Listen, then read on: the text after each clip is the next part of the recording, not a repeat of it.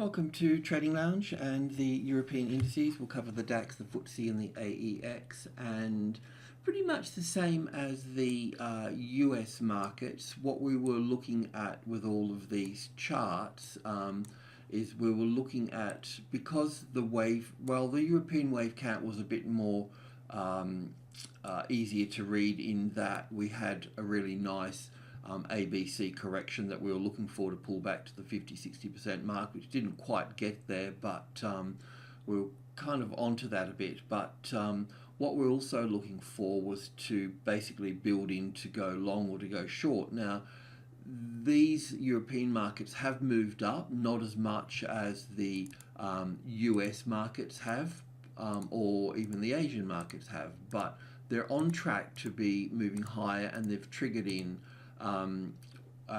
long orders now. So in this instance here, on this high here, we could have brought that down a bit further, but that's okay. So we're looking for these highs to be taken out here.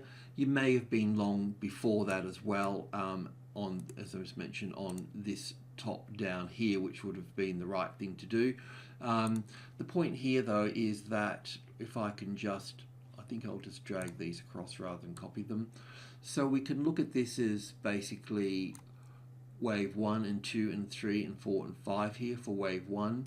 We can look at wave 2 here, and even though we're lagging behind the US markets a little bit, we'll see these move along a bit now that they're developing some support on 5, which is the second strongest number in the market. 1 is first, then 5, then 8, and then the number 3 unusually, but as you can see here, it's a big deal, you know, when this market migrates from being resistance to support. So 3 is also the top of group 1 as well, so 1, 2 and 3 is group 1. The midpoint is the 5 here, and then we've got group 2, which is the 65, 72 in here, and then the 80 here. But this 800 is a minor level, and that's where our target should be, and we'll be looking for a 5-wave structure to move up there into this area here. So I hope that's okay like that. So it's just going to be a very simple video today, but basically just stay long, and the stop can go, the stop shouldn't go below this one in here now, so we can just put that here. I've got it reasonably close, but technically on Elliott terms it shouldn't be breached at that point, so we'll just save that.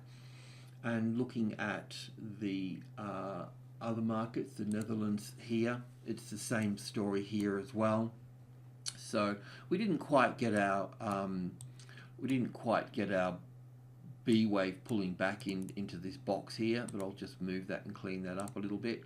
But once again here as well, we're looking for 5 waves up here, so we can look at this as wave 1 and 2 here, and then if I can draw this out here, and wave 3, 4, 5, so that will be the top of the 3rd, then there'll be an ABC here for the 4th, and then up for the 5th here, so we'll be looking like this here. Now, I'm not quite sure if this is the correct wave count in terms of what we're working with here, but it may be a bullish count that we're actually looking at here, but counting it internally here, not a problem. The other point that I mentioned the other day too is that we looked at, you know, when we get a nice support on top of group 1, the number 3, then that creates the bullish count, and then I must have had this on 33 here, so 33 is the next degree small on a sub level. Minor level is this level here of this 530, then the sub level, and then you can go down into micro level as well. But adding to the position here is key as well. So in that here we can see that we've got the arrival, the reaction, the first high above the level, then the correction, and then the first impulse wave up, then the retest here. So then this, if I could just copy this here, then that would go on top of that high there as such. And it doesn't matter, it's just not this market, it's got to do with the levels and the patterns, so it doesn't really matter if, you know, this could be, you know, 5,300 here, or it could be $53 here, or, you know, it doesn't really matter. It's it's the number, it's the psychology of the number, and also because we use the Fibonacci as a price ratio here, then the geometry comes into it as well here. So I'll just move that, we don't need that, but I'll just leave this wave count through here. And moving up through here, so we've got the next number up here will be 8, won't it? So if I could just copy this here, so we've got 5 in here, which is another number to add on, then you've got the 8 here, and then a whole number here, so we'll just put that in a straight line like that. But 4 never really gives you a big problem unless it's like $4 or 400 or something like that. But normally we don't really worry about it. In fact, the 34 can be a bit of a hassle, and the $34 mark here, because it's a Fibonacci number, isn't it? We've got 1, 2, 3, 5, 8, 13, 21, 34, 55, 89, 144, and so on. So normally, we would round the 34 off to the 30, so to speak. But when you're splitting hairs and working in closely, then that 34 carries weight in that instance. And moving on to the FTSE here as well, that's the same deal here as well. We talked about we're looking for our little ABC pullback into this box here. Didn't quite get there, but that's okay. It's just a sort of swim between the flags sort of thing. And yes, we're also looking, because of the US markets didn't have a real clear count on things, so we were also preparing to go short on a retested resistance of 7,272 number.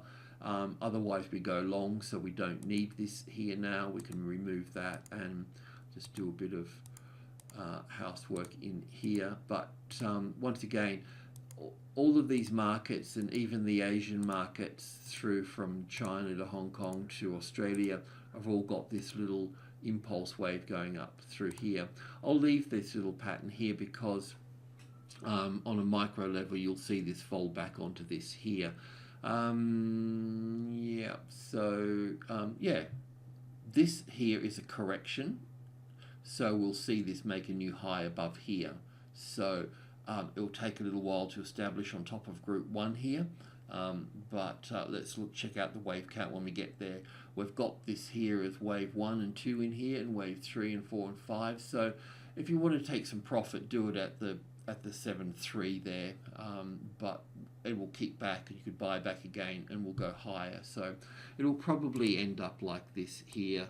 So the arrival, the reaction, the first high above the level, and then some type of corrective move coming back here again. And let's just see where the other markets are at this point. But our next buying opportunity would come here. This could fade from here, or it could go up from here, depending on the other markets as well. But technically, if it doesn't make it, well, let's just see when we get there. But that would be the first target area. Alrighty, I'll leave it at that. Cheers.